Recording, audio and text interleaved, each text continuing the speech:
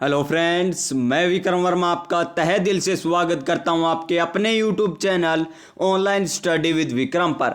तो प्यारे साथियों, आप सभी स्वस्थ होंगे, मस्त होंगे और अपनी अपनी तैयारी में व्यस्त होंगे।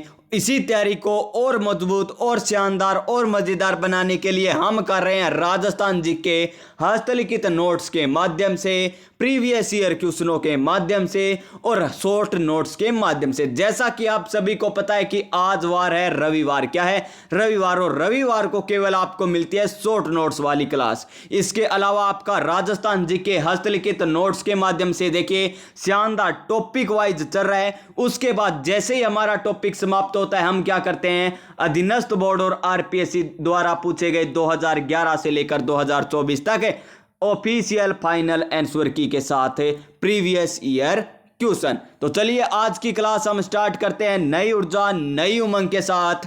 मंजिल मिले ना मिले ये मुकद्दर की बात है, और हम कोशिश भी ना करें ये गलत बात है। जी हाँ प्यारे साथियों, अगर हम कोशिश ही नहीं करेंगे तो हमें मंजिल कैसे मिलेगी। तो आज की हमारी शॉर्ट नोट्स क्लास में किसकी क्लास रहने वाली है? त्रिवेणी संगम। किसकी क्लास रहने वाली है?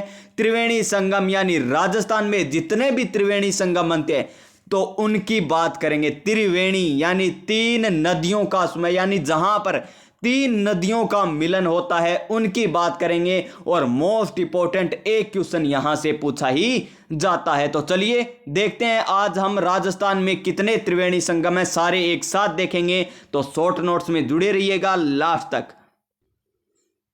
तो देखिए प्यारे साथियों ध्यान से, राजस्थान के प्रमुख त्रिवेणी संगम। क्या? राजस्थान के प्रमुख त्रिवेणी संगम की बात करते हैं। त्रिवेणी यानी तीन नदियां, और संगम माने क्या होता है? मिलना। जहां पर तीन नदियां मिलती है उसे क्या कहते हैं? त्रिवेणी संगम कहते हैं। और सबसे पहला मोस्ट इंपॉर्टेंट त्रिवेणी संगम, और वो क्या है? सोम माही जाखम। सोम माही जाखम जो कहां पर मिलती है तीनों नदियां एक साथ? बणेश्वर। कहां पर मिलती है? बणेश्वर में मिलती है। और बणेश्वर कहां पर है? डूंगरपुर में। कहां पर है? डूंगरपुर में। अगर आपको यहां पर गांव भी पूछ ले, क्या पूछ ले कि कौन से गांव में संगम होता है, तो नवाटापुर में। कौन से गांव में? नवाटापुर गांव में इन नदियों का संगम होता है। नवाटापुरा गांव में इन नदियों का संगम होता है। कौन कौन सी? सोम माही जाखम। सोम माही जाखम का मिलन स्थल कहां पर है? बणेश्वर में। और जो कहां पर है? कौन से जिले में है?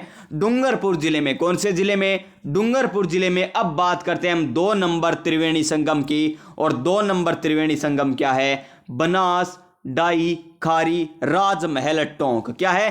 राजमहल टोंक। आप इसे याद किस प्रकार रख सकते हो? देखिए राजमहल यानी राजा के महल में राजा क्या कर रहा है? राजा एक तो डाई कर रहा है। क्या कर रहा है? डाई कर रहा है। और उस डाई को क्या बता रहा है? खारी बता रहा है। डाई को क्या बता रहा है? खारी बता रहा है। और देखिए राजा डाई करेगा तो उसे क्या लग सकती है? टोंक यानी नजर लग सकती है। क्या लग सकती है? नजर लग सकती है। और बनास आपने पता ही है, अब सभी में बनास आएगी नदी, क्योंकि बनास नदी त्रिवेणी संगम बनाती है। तो देखिए बनास डाई खारी, याद रखने का तरीका, डाई कौन करेगा? राजा करेगा। कहां पर करेगा? महल में बैठकर। और जैसे ही डाई करने लगेगा उसे ये डाई क्या लगेगी? खारी लगेगी। और डाई खारी लगेगी यानी डाई करेगा तो उसके बाल क्या हो जाएंगे? अच्छे, यानी उसे नजर यानी टोंक लगने की भी संभावना है। राजमहल टोंक। त्रिवेणी संगम कौन से हो गए? बनास डाई खारी राजमहल टोंक। इसके बाद आता है हमारा 3 नंबर त्रिवेणी संगम। और 3 नंबर त्रिवेणी संगम कौन सा है?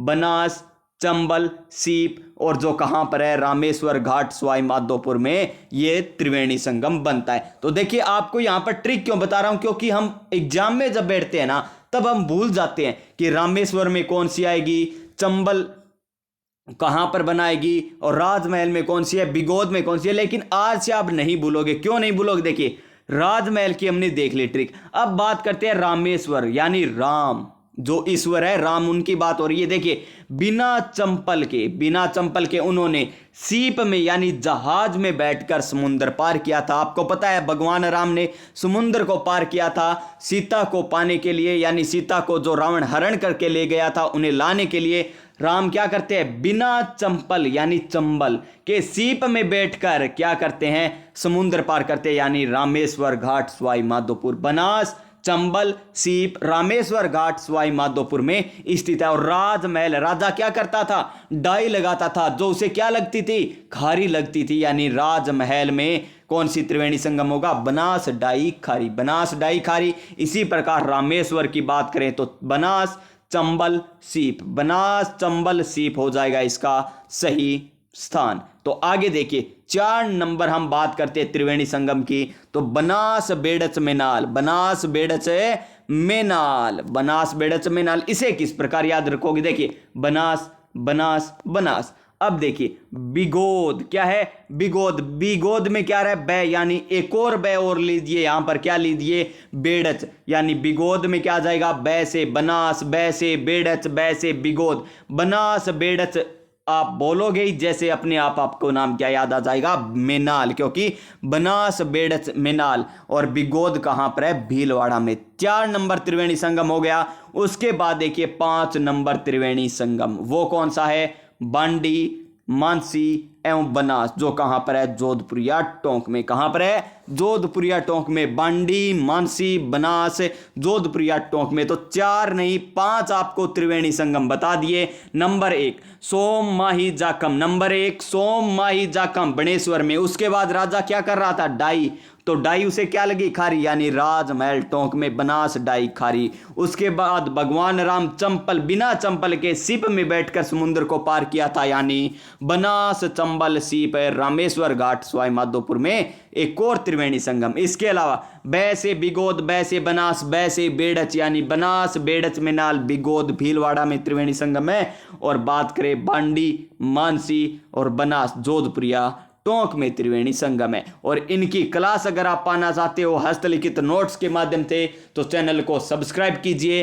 पास में जो बेल आइकन है उसे दबा दीजिए। आज हमने राजस्थान के त्रिवेणी संगम की बात की है, कल इसी प्रकार हम शॉर्ट नोट्स में एक और नई वीडियो लेकर आएंगे जो आपको डेली मिलती रहती है। तो प्यारे साथी इसी चैनल पर बने रहिएगा और अपनी तैयारी मजबूत करते रहिएगा। आप सभी स्वस्थ रहिए, मस्त रहिए और अपनी अपनी तैयारी में व्यस्त रहिए। मिलते हैं नेक्स्ट क्लास में, तब तक जय हिंद, जय भारत।